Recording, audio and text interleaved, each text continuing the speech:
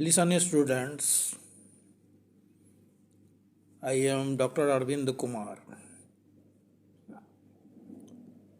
starting class of Business Analytics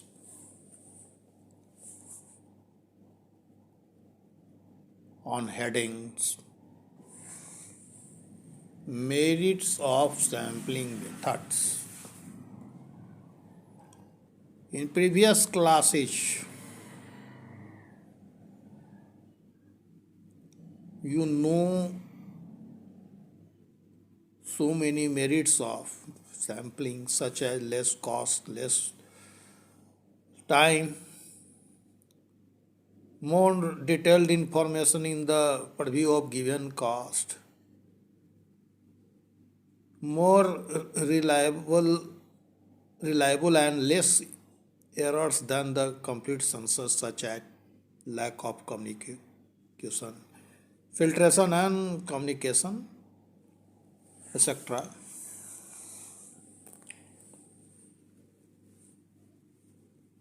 Now the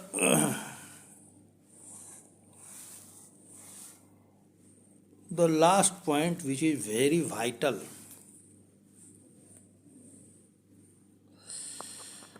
in the sampling,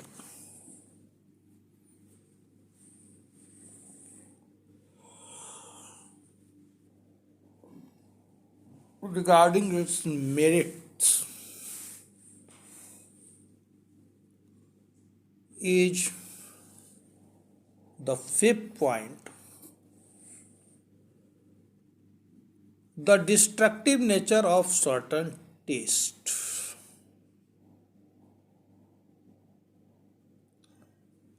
Many tests are of destructive nature. Steel plates, wires, and other similar products often must have a certain minimum tensile strength.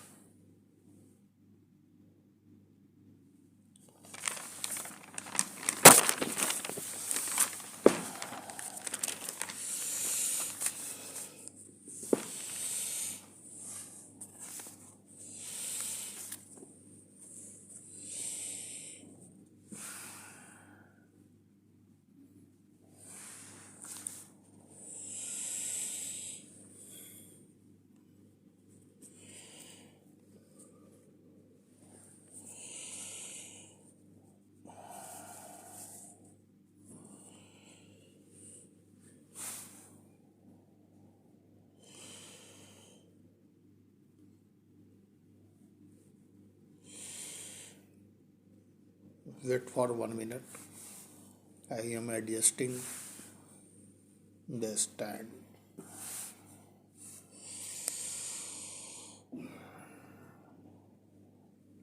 To take complete picture of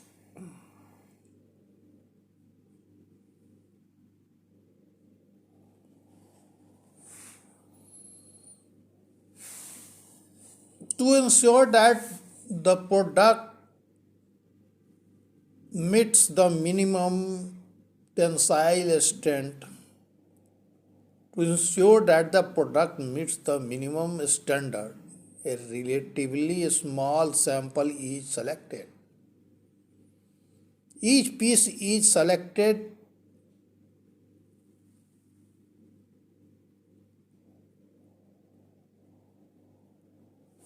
until its break, and the breaking point, usually measuring in the pounds, is recorded. Obviously, if all the wires of all the plates were tested for the tensile strength, none would be available for sale or use, so few should be tested as sample.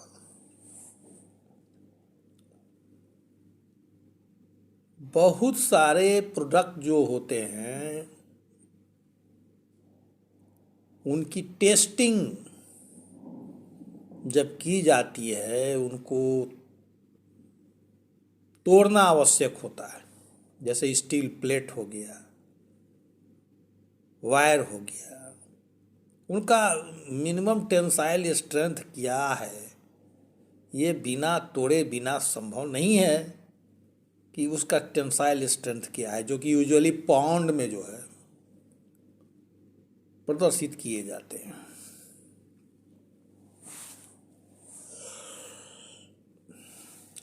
अब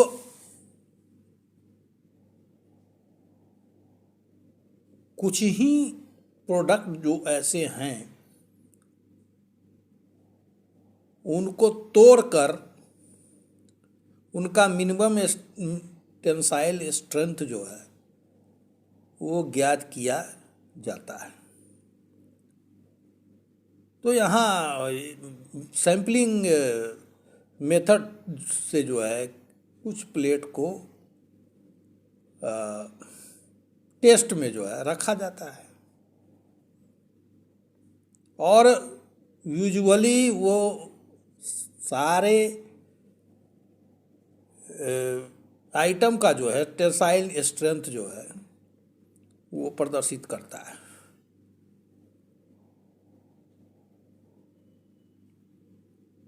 तो sampling से एक दो ऐसे item को तोड़कर उसका minimum tensile strength जो है हम ज्ञात कर देते हैं। यदि सारे के सारे जो है प्लेट्स को या वायर को जिनका टेंसाइल स्ट्रेंथ ज्ञात करना अगर तोड़ा जाए तब तो फिर जो है बिकने के लायक तो कुछ रहेगा ही नहीं, बचेगा ही नहीं, सब टूट जाएगा।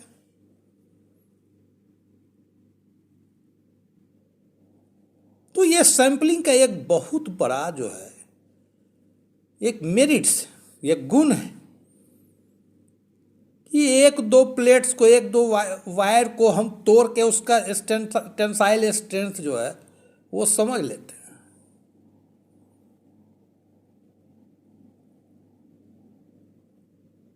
ये सैंपलिंग का एक बहुत बड़ा गुण है। हम सारे को नहीं तोड़ते हैं, सारे को तोड़ने के बाद हमारे पास बचेगा क्या जिसको कि हम बाजार में बेचें, पैसे कमाएं।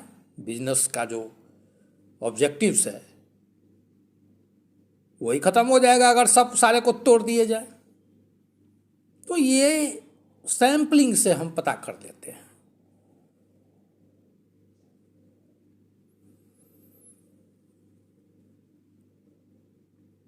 Now the merits of sampling is indeed, although there are so many other merits also, but these are mainly the 5 merits of sampling methods.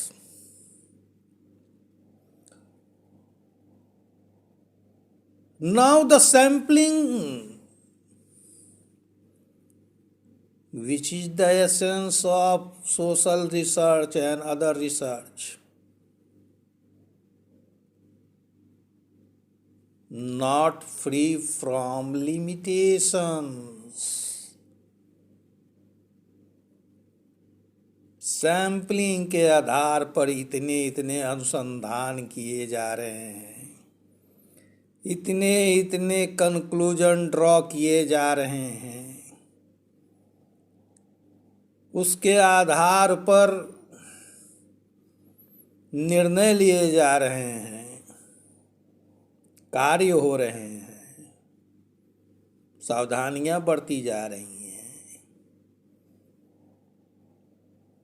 हर मोर्चे पर सैम्पलिंग जो है वो एक कारगर जो है, एक औजार जो है वो साबित हो रहा है रिसर्च में। लेकिन ये जो है वो लिमिटेशंस है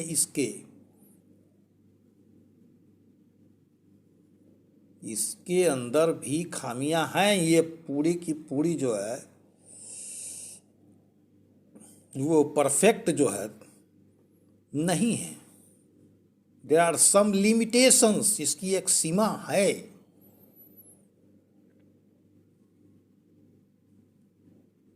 the first one is a sample survey must be carefully planned and executed, otherwise the result obtained may be inaccurate and misleading. Of course, even for complete count care must be taken, but serious errors may arise in sampling if the sampling procedure is not perfect. पहला जो limitations है वो sampling के व्यवहार से उत्पन्न है, उसके अनुप्रयोग से उत्पन्न है, जो कि सैम्पलिंग करने वाले के पक्ष से उत्पन्न होता है। कि सैम्पलिंग करने वाला जो है कितना टेक्निकली जो है साउंड है, वो परिस्थितियों को किस तरह से समझता है। There are so many sampling methods, and which method is applicable which get and reflect the reality, it depends upon the quality of researcher, observer. ये सैम्पलिंग एक टूल्स की तरह तो है, रिसर्च में, अनुसंधान में बहुत सहायक है, लेकिन अनुसंधान करने वाला कितना जो है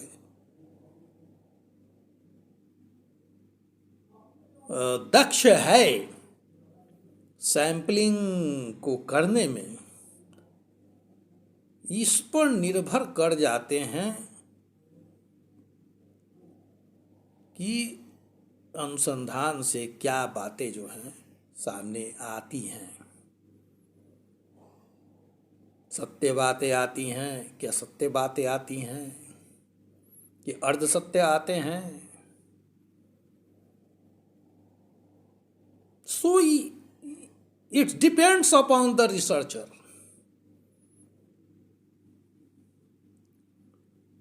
अगर रिसर्चर जो है उसका कंसेप्ट सही नहीं है, उसका प्रेजम्पशन सही नहीं है,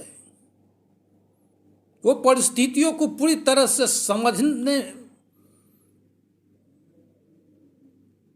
के नाकाबिल है, तो इस सैम्पलिंग से कोई परिणाम जो है सही नहीं दिखाई पड़ने वाले। Now the second one, in the absence of qualified and experienced person, the information obtained from the sample survey cannot be relied upon. In shortage of expert in the sampling field is a serious hurdle in the way of reliable statistics.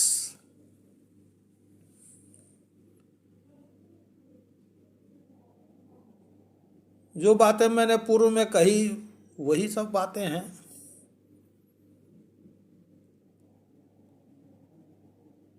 कि जो व्यक्ति जो है sampling कर रहा है उसकी quality क्या है,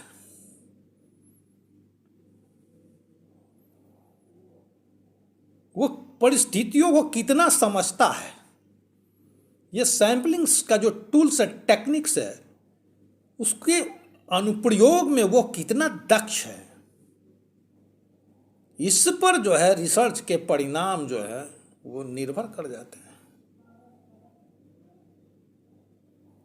ये एक तरह से कहा जाएगा कि ये सैम्पलिंग का तो दोष नहीं है, ये जो है रिसर्चर के तरफ से, रिसर्चर के पक्ष से आने वाली जो है दोष युक्त बातें हैं।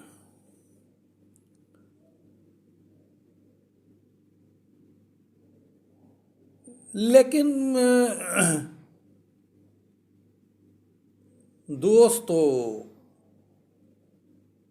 एक्सपेरिमेंट में कहीं से भी हो आ ही जाना है सैम्पलिंग के मुद्दे पर।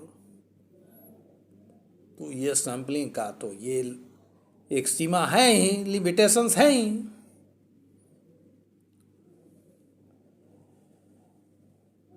Now the third one, at the time the sampling plan may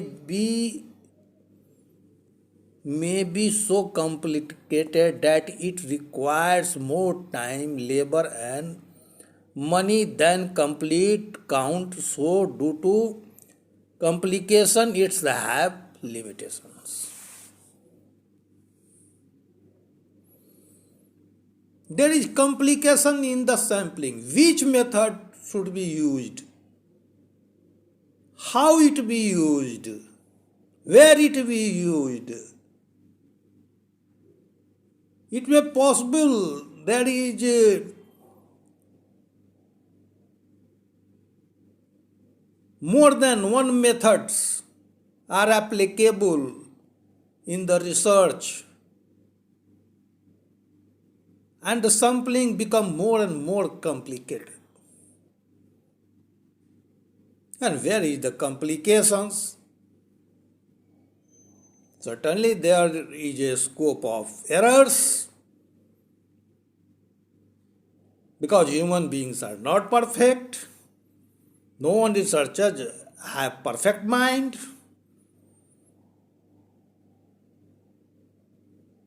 To ascertain the real things, to conceptualize the real things. So due to the complications of the sampling, there is a limitations. जटिल बातें हैं, समझ में नहीं आ पाती हैं, इसका अनुप्रयोग जो है वो मुश्किल हो जाता है।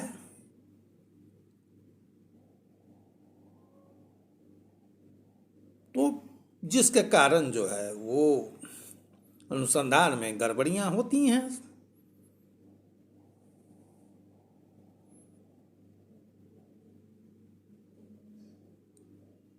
पूरी की पूरी बातें जो हैं सैम्पलिंग से समझ पाना जो है बहुत ही मुश्किल काम हो जाता है। खास करके वैसे स्थिति में जबकि आइटम्स में बहुत ज़्यादा वेरिएशंस हैं। एक आइटम दूसरे आइटम से जो है बिल्कुल भिन्न है, जो कि मैं पूर्व में ही कह चुका हूं कि जब एक आइटम दूसरे आइटम से एकदम बिल्कुल ही भिन्न होगा, वैसे में सैंपल साइज बहुत बड़ा करना पड़ेगा। Even you have to last resort the census, हर एक आइटम को जो है रिसर्च में शामिल करना पड़ेगा।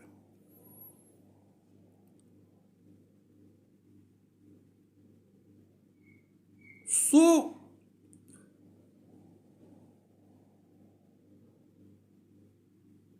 its applications, it depends upon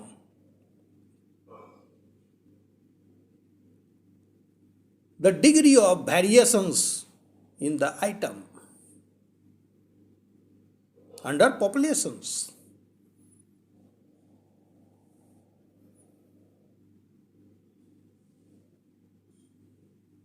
And in this world,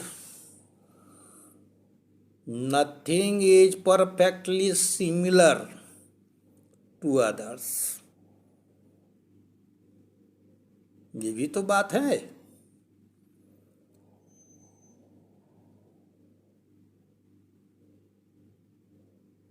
तो तो ऐसी स्थिति में जो है वो सैम्पलिंग जो है उसका दायरा जो है एक सीमित हो जाता है अनुसंधान में। वो अनुसंधान का परिणाम जो है सही उससे नहीं आ पाते हैं। आइटम्स जो हैं अगर उसमें बहुत ज़्यादा वेरिएशंस हैं तब तो सैम्पलिंग जो है वो जो है कभी कारगर हो ही नहीं सकता है। You have to do the complete census to know the facts and figures.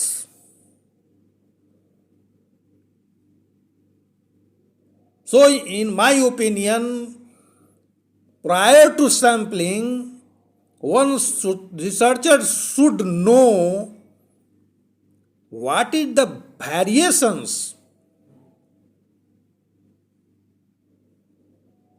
between item to items. This is the first question where any researcher have to answer prior to sampling. And what is the degree of variations? आंख मूंद के sampling करने नहीं चला जाना चाहिए।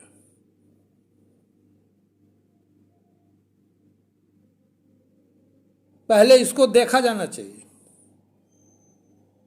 नहीं तो जो भी अनुसंधान होंगे उसके गलत परिणाम आएंगे। सो certainly this is the limitations of sampling.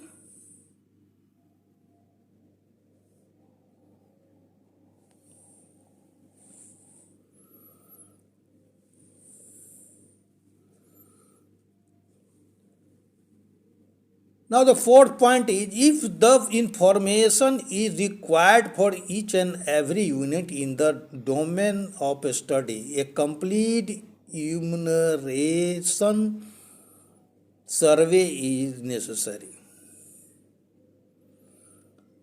यदि जो है हर एक आइटम का जो है वो जो है फीचर्स जो है वो जो है अलग अलग जानना बहुत ज़रूरी है, वैसे स्थिति में तो कंप्लीट सेंसस के अलावा जो है कोई दूसरा चारा ही नहीं है और सैम्पलिंग से काम चलेगा ही नहीं।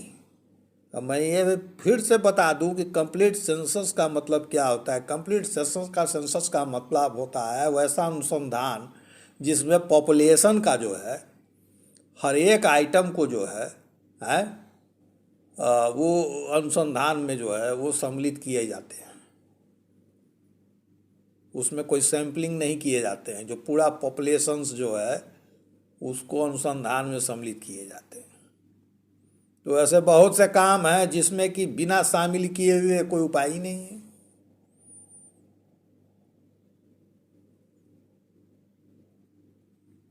अब जैसे मैं एक उदाहरण बता दूं, अभी के समय में बहुत सी पार्टियां जो है वो भारत में जातीय जनगणना की बातें कर रही हैं। अब ये बताइए कि जो है ये सैम्पलिंग मेथड से हो सकता है? यहाँ तो हर आदमी से पूछा जाना चाहिए, जानकारी लिया जाना चाहिए कि भाई आप किस जाति के हैं। उसके बिना ये जातीय जनगणना जो है क्या संभव है? कोई सैम्पलिंग का तरीका है जिससे पता चल सके कि भारत में जो है अमुक जातियों की इतनी संख्या है, अमुक जातियों की इतनी संख्या है?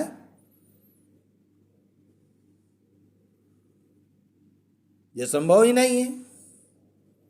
सैम्पलिंग से ये संभव ही नहीं है।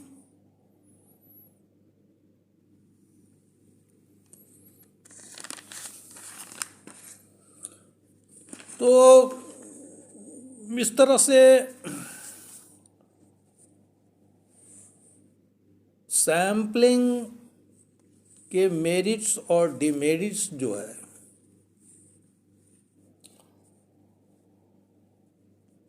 मुख्य मुख्य बिंदुओं पर समाप्त हुए।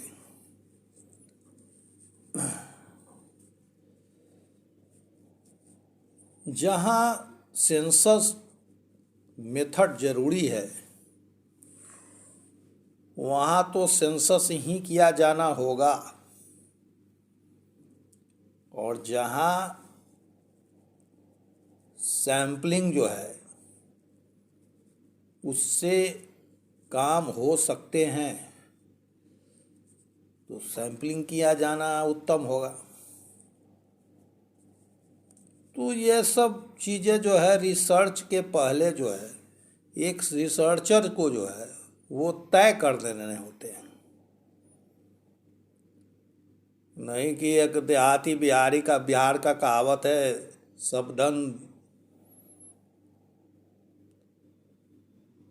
सब धन बराबर 22 पसेरी।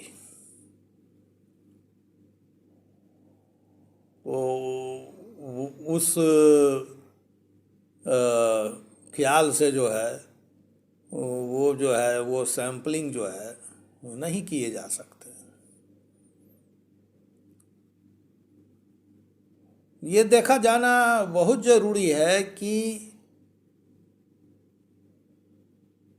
ये जो सैम्पलिंग जो किए जा रहे हैं, जो अनुसंधान का मकसद है, उसमें ये सैम्पलिंग जो है वो कारगर है कि नहीं है, जो तरीका हम जो अपना रहे हैं वो कारगर है कि नहीं है। वेरिएशंस जो है सो देखे जाने चाहिए आइटम से आइटम के बीच में।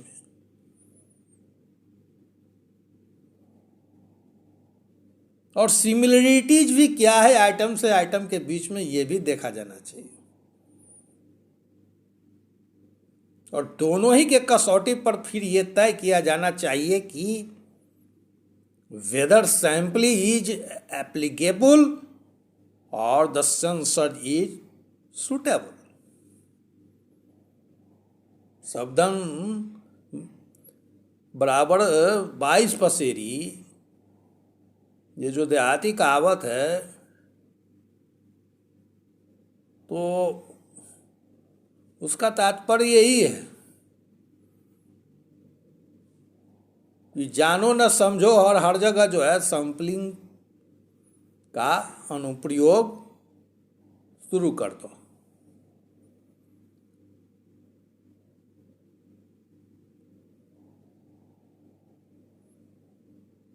तो लिहाजा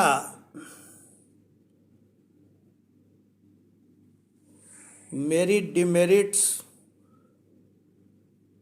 दोनों ही समाप्त हुए। अब आगे की बातें अगले कक्षा।